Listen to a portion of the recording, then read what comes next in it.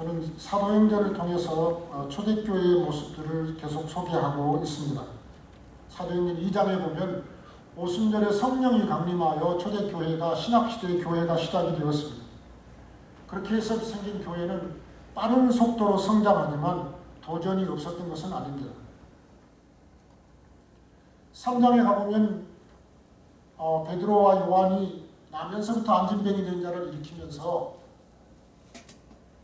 초대교회는 이 사도들에게 박해를 시작합니다. 예수님의 이름으로 더 이상 말을 못하게 합니다.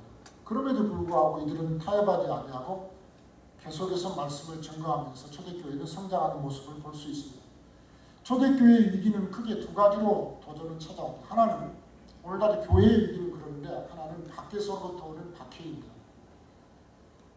지금도 중동에 있는 교회라든지 북한에서 믿음을 지키는 우리 형제들이라든지 세계의 여러 교회들 가운데 박해받는 교회가 있습니다. 외부로부터 오는 박해는 교회에 오는 중요한 도전과 위기 중에 하나입니다. 또 한 형태의 도전과 위기가 있는데 사도행전에 보면 외부로부터 박해가 오거나 또 하나는 교회 안에서 지도자나 성도들이 실족하고 넘어지며 타락하게 하는 방법으로 교회에 위기가 옵니다. 올랜도에 지금 올랜도의 대표적인 교회 중 하나인 디스커버리 교회 같은 경우에 지금 그런 위기를 겪고 있습니다. 사도행전에도 보면 5장에 보면 초대교회 성령이 그렇게 역사하는 그런 때에 아나니아와 삽비라는 성령을 속여서 교회에 타락하게 함으로써 그때 성령께서 어떻게 역사하시는지를 보여줍니다. 또 한 가지 교회의 외부가 아니라 내적인 문제는 교회 안에 서로가 마음을 나누어지게 하는 일입니다. 그것이 사탄이 우리를 하여금 오는 도전이고 위기를 가져오는 일입니다. 오늘 본문에 보면 바로 사도행전 6장에 교회에 그런 위기가 찾아온 것입니다. 오늘 본문의 배경은 바로 그렇습니다. 성령이 역사하는 신앙 공동체인 초대교회라고 문제가 없었던 것은 아닙니다. 왜냐하면 우리는 여전히 우리가 주님 품에 가서 안길 그때까지 여전히 불완전한 자들이고 우리는 주 안에서 계속 성장하고 있는 사람들이기 때문입니다. 교회란 구원받고 하나님의 성품으로 완전히 변화된 사람들이 모인 것이 아니라 구원받아서 하나님의 성품으로 변화되어 가는 과정에 있는 사람들이 모인 것입니다. 병원에 가면 다 건강한 사람들이 있는 게 아니고 병원에 가면 환자로서 와서 고침받는 과정에 있는 사람이 있는 것처럼 교회는 불완전한 우리들이 모여서 하나님의 성품을 닮아가는 과정에 있는 사람들. 그러니까 여러 가지 문제가 있을 수가 있죠. 문제 중에 한 가지가 오늘 사도행전 6장에 나오는 것처럼 친한 사람끼리 교회 안에 그룹이 생기고 자주 만나다 보면 친한 사람도 있고 공동체 안에서 자연스럽게 가까이 사는 사람끼리 자주 만나는 사람끼리 이런 그룹이 생기는 것은 자연스러운 일이지만 이것으로 인해서 교회에 나눔과 불만이 생긴다면 이것은 어려운 일이고 도전입니다.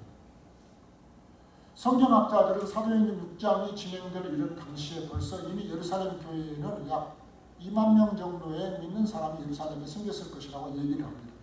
한꺼번에 3,000명씩 회개하고 2,000명, 5,000명 그런 회개하는 일이 있었기 때문에 2장에서 5장을 지나서 6장에 이르는 동안에 예루살렘에는 많은 교회들이 생겼는데 후에 보면 초대교회에 크게 두 무리의 성도들이 있습니다. 하나는 바로 유대인 성도들이고 또 하나는 이방인 성도들입니다.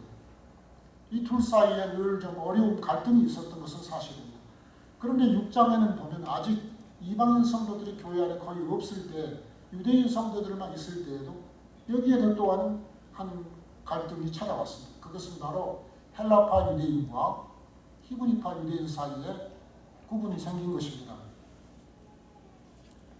헬라파 유대인이라고 하면은 유대인으로 태어나서 이스라엘 안에 살지 않고 당시에 알려진 헬라 세계, 그리스어를 말하는 그 지중해 여러 지역에 흩어져 살면서도 자기의 모국어를 지키고 그런가 하면 그들은 그곳에 살면서 헬라어를 자유롭게 구사하는 유대인들이 있습니다. 이들은 그 지역에 살면서도 이스라엘에 오순절이 되거나 중요한 절기가 되면 오고 찾아오는 그리스도인들, 유대인들, 이분들이 바로 헬라파 유대인들이었고 태어나서 계속 이스라엘 안에 살고 있던 아람어를 말하면서 히브리 문화권에 살고 있는 이 유대인들이 바로 히브리파 유대인이었습니다. 여기에 교회 안에서 보면 성경은 아주 점잖하게 표현하고 있지만 히브리파 사람은 원망하니 교회 안에 갈등이 좀 생긴 것입니다. 초대교회 당시에 그 당시 사회에서 가장 도움이 필요했던 사람들, 소외된 대표적인 계층이 바로 고아와 과부들이었습니다. 구약시대에도 그랬지만 초대교회 당시도 그랬습니다. 그래서 초대교회는 이들을 돌아보기로 하는 사랑의 실천으로 구제사역을 하기로 했습니다. 그런데 이 구제사역을 하다가 문제가 생긴 것입니다. 교회 안에서도 좋은 의도를 가지고 시작한다고 반드시 결과가 좋으라는 보장이 없습니다. 구제사역을 하면서 오히려 불평이 생기고 교회 안에 분란이 생길 그런 위기가 찾아오는 것입니다. 설교의 오늘 제목처럼 위기가 곧 기회라고 하지만 모든 위기가 저절로 다 기회가 되는 것은 아니잖아요. 열심히 구제하려고 한국에서도 유명한 최일도 목사님이 하는 밥 퍼주는 사역처럼 교회가 그때 가난한 사람들을 향해서 이렇게 밥을 제공하고 돌보는 사역을 해왔는데 그런데 이 일을 하는 과정에 불평이 생겼습니다. 1절에 보면 매일 구제에 빠짐으로 히브리파 사람을 원망하니 교회를 원망하는 팀들이 생긴 것이죠. 이런 일 앞에 초대교회가 만약에 성령 충만하지 않고 이런 문제를 어떻게 해결했을까?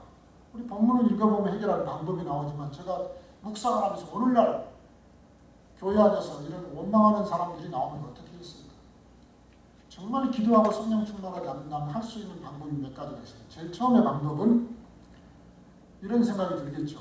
잘해봐야 본전이고 어차피 수고하고 좋은 소리 못 들을 바에야 이번 기회에 그만두자. 왜 괜히 그 구제사역을 시작해가지고 이렇게 불만하고 원망하는 사람들이 생기고 왜 일을 하냐. 그래서 좀 세상 말로 하면은 이런 때려치자. 그렇게 생각하는 감정적인 대응을 하는 방법이 하나가 있을 것입니다. 두 번째는 좀 강심장인 사람들이 이렇게 생각할 수도 있죠. 모든 일에는 항상 불만을 표현하는 소수가 있기 마련이다.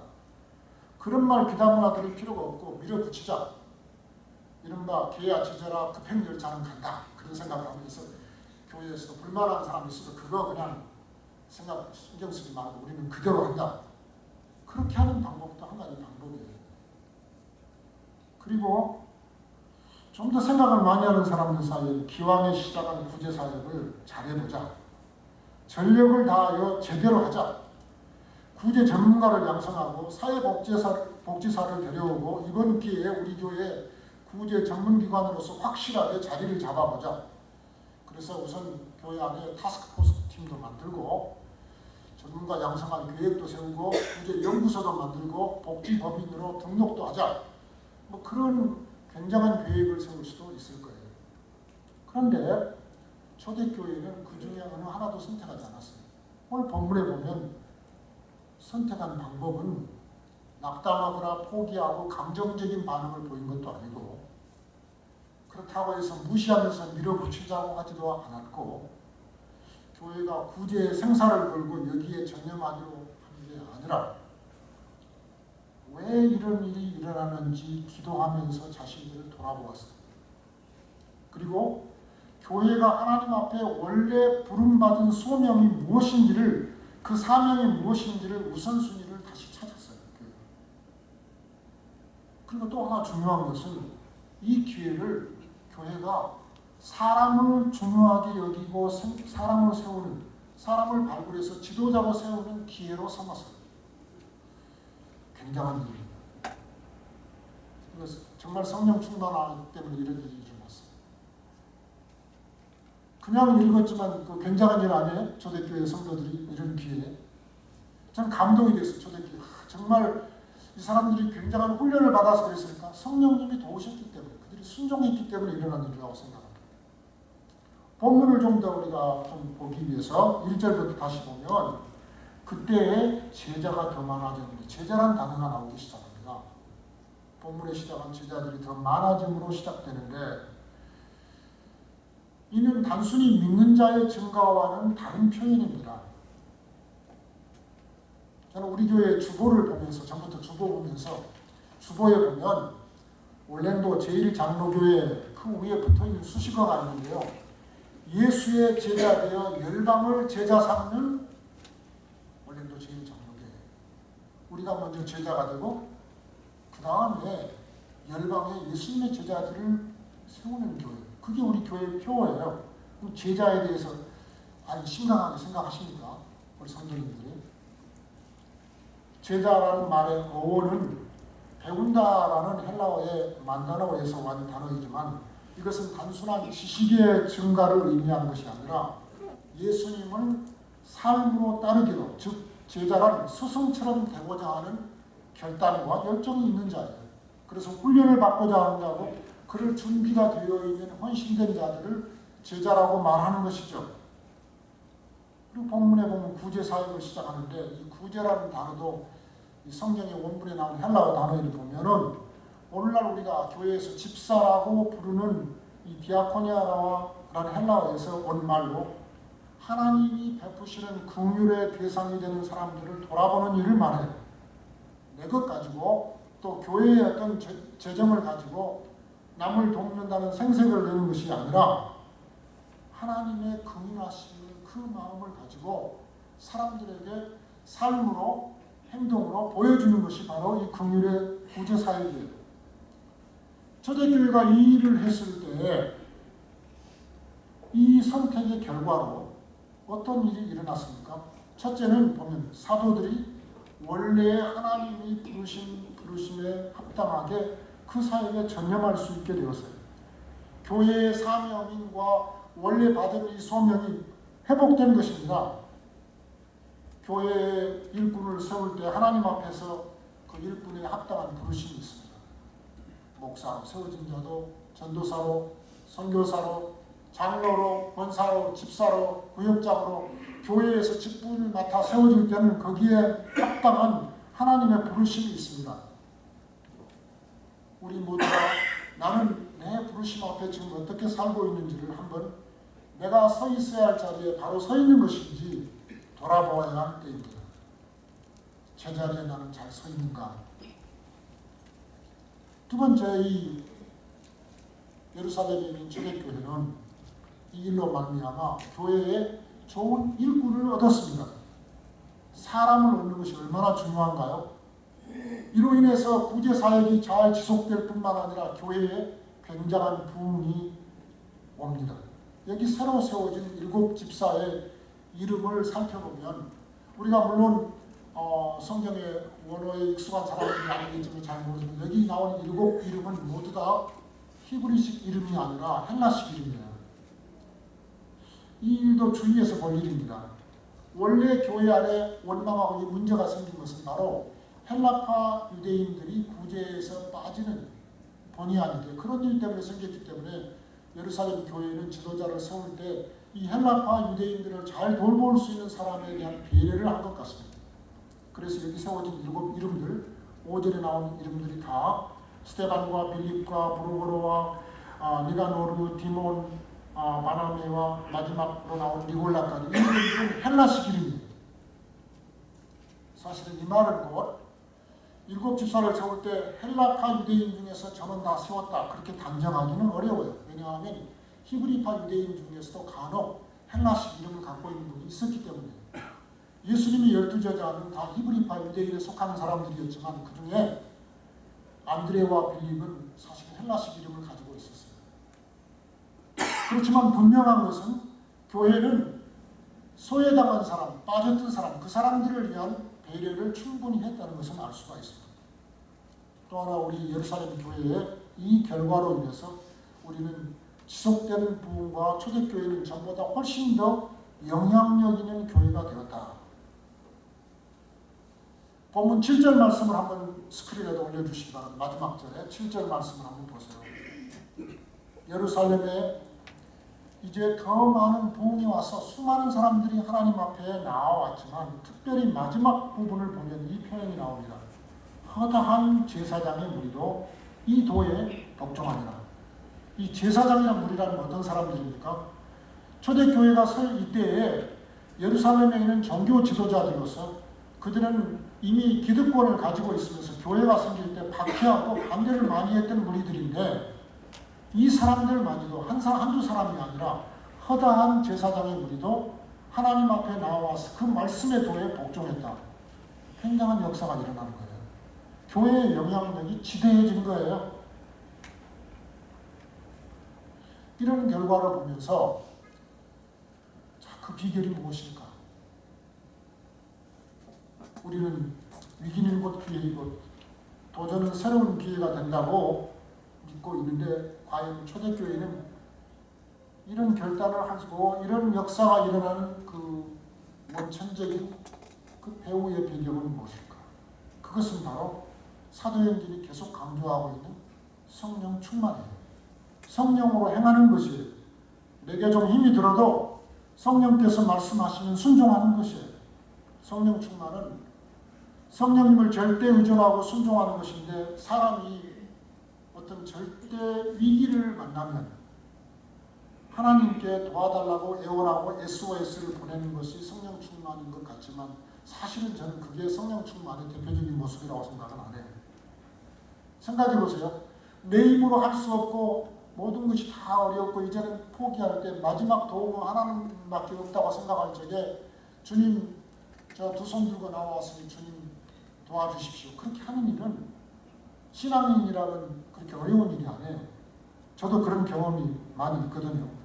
지진이 나서 주변에서 사람이 죽고 제가 머무르고 있는 빌딩이 무너져 내리고 그런 상황 속에 그 빌딩 안에 있으면서 하나님 앞에 살려달라고 예언을 하고 혹시 지금 이제 주님 만나야 된다면 고백하지 않는 제가 무엇인지를 생각해보고 하나님 다시 살려주신다면 제가 어떻게 살 것인지 그렇게 기도하고 그런 경험이 있거든요. 또 그 외에도 주님 정말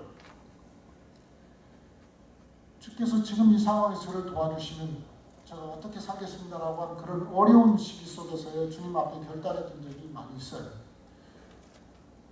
이것은 하나님께서 이런 체험을 통해서 우리가 주님께 더 가까이 나아가고 기도를 들어주셔서 신앙 간증이 되는 것도 사실이에요. 그러나 이것이 바로 좋은 신앙이라고 착각하는 것은 옳은 일은 아니라고 생각합니다. 오히려 성령 충만은 내 힘으로도 할 수 있는 일인데 내 힘으로 할 것을 포기하고 성령님의 전적으로 의뢰한다면 그것은 진짜 성령 충만이죠. 내 힘으로 하려고 해도 안 되니까 마지막에 포기하고 하나님께 도와달라는 일은 누구나 할 수 있는 일이에요.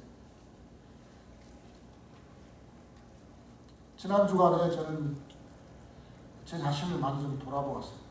돌아보는 것 중에 하나는 왜 제가 제일 장로교회에 와 있는가?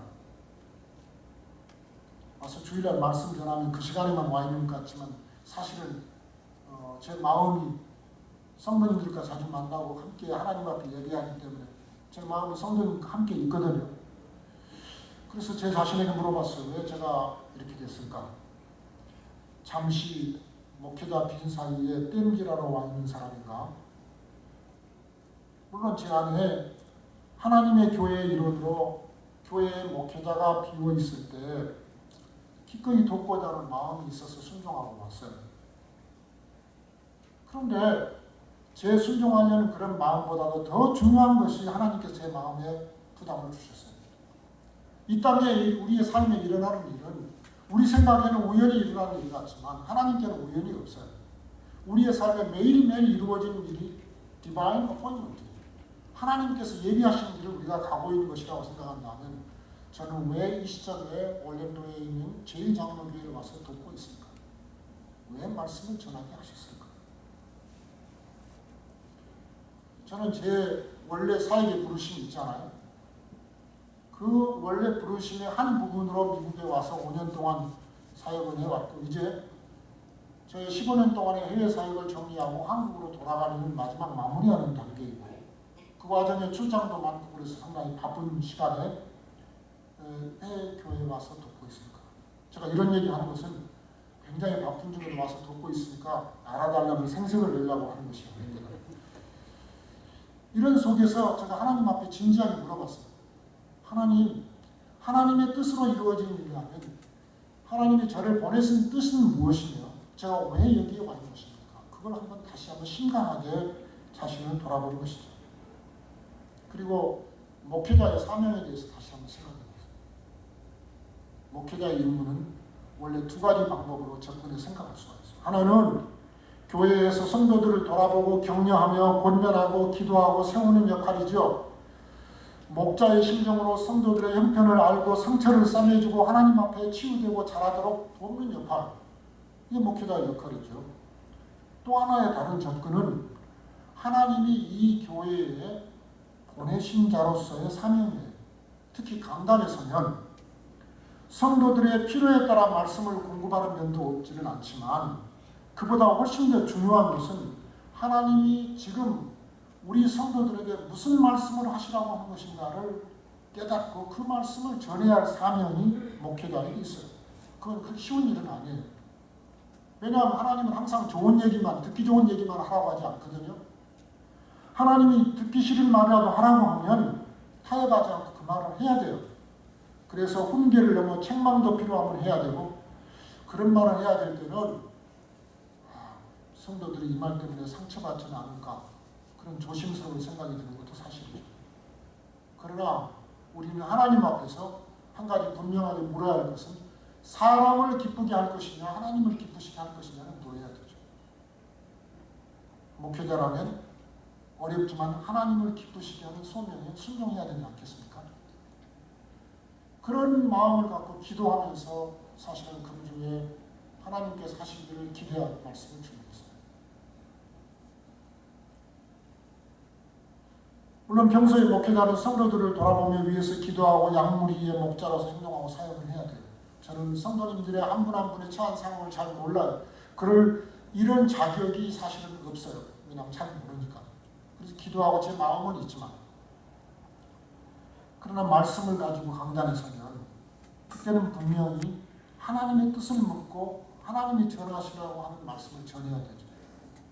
목회자가 강단에 섰을 때 시험에 드는 이유가 뭔지 아세요? 제일 큰 이유는 내가 이 말을 설교 시간에 하면 성도들이 나를 어떻게 생각할까 거기에 초점을 맞추는 목회자는 시험에 들게 되겠어요.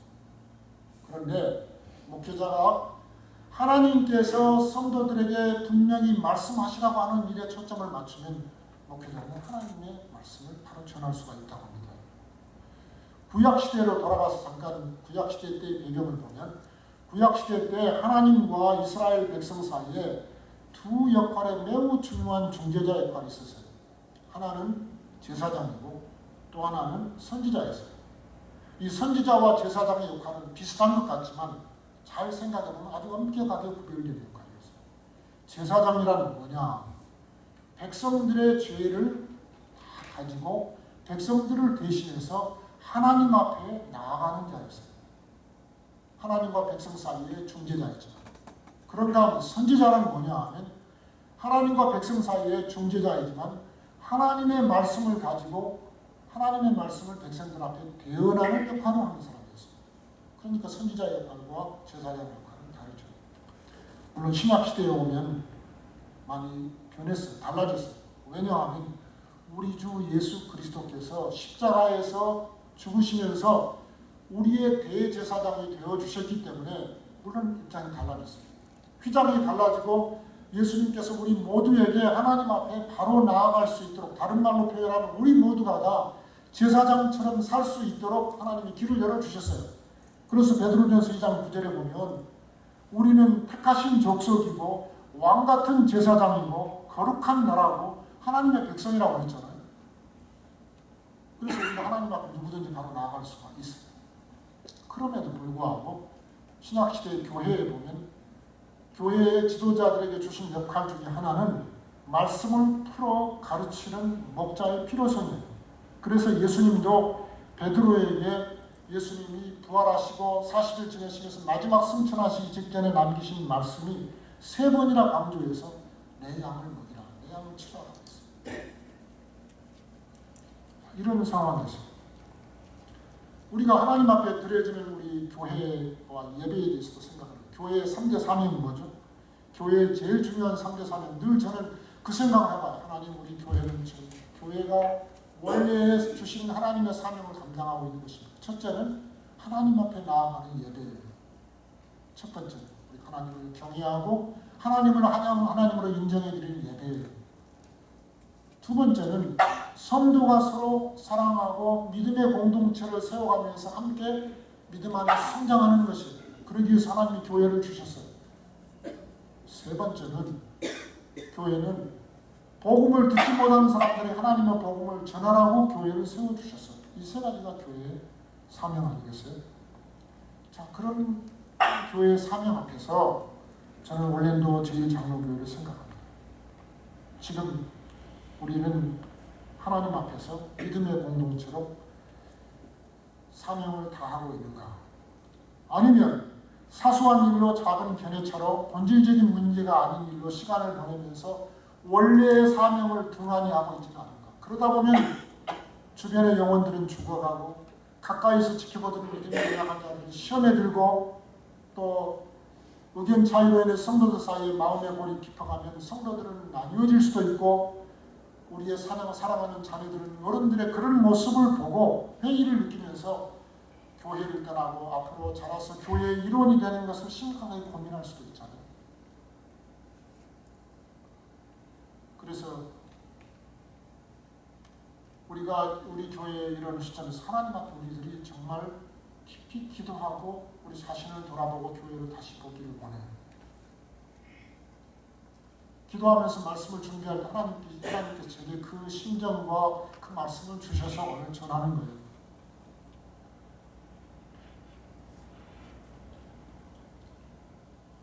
혹시 우리 교회가 하나님 앞에 지금 예배를 드릴 때 예배에는 은혜가 없고 기도하려고 할 때 기도가 막히시진 않습니까?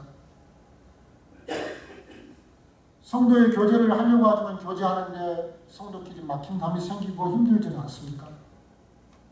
복음을 증거하려고 해도 증거할 기회도 증거할 열정도 없지는 않습니까? 그래서 우리 교회도 지금 교회로서의 사명을 지금 다하지 못하고 어쩌면 이 순간에는 교회에서의 사명을 포기하려고 하는 것은 아닙니까?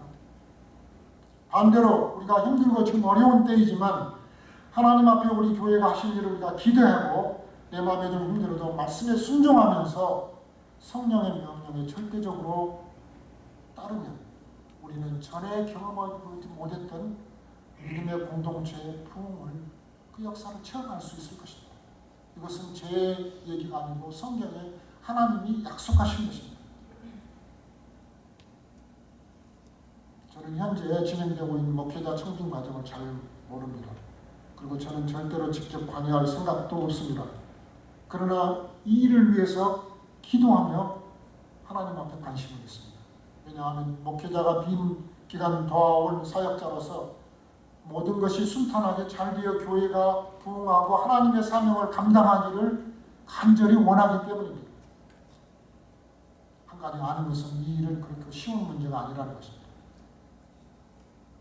우리가 기도하고 깨어있지 아니하면 사탄은 우리의 마음들을 헤집고 들어와서 우리를 힘들게 할 것입니다. 제가 지난 주간에 기도하고 바나바에 대한 말씀을 전했습니다. 성도님들이 말씀을 잘 들었습니다. 묻고 싶은 것이 하나 있습니다. 한 주간 생활하시면서 바나바 생각을 몇 번이나 하셨습니까?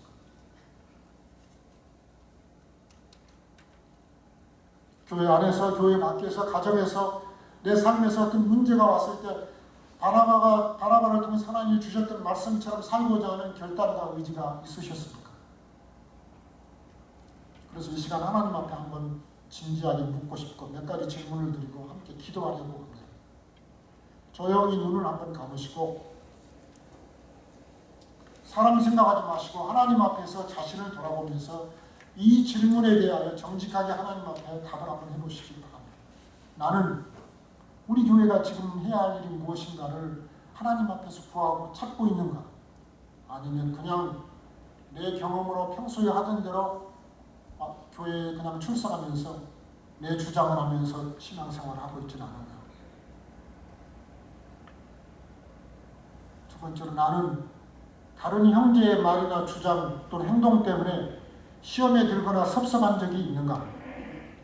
아니 다른 형제들 중에 나 때문에 상처를 받거나 시험에 든 사람은 있지 않을까? 한번 돌아보시기를 바랍니다.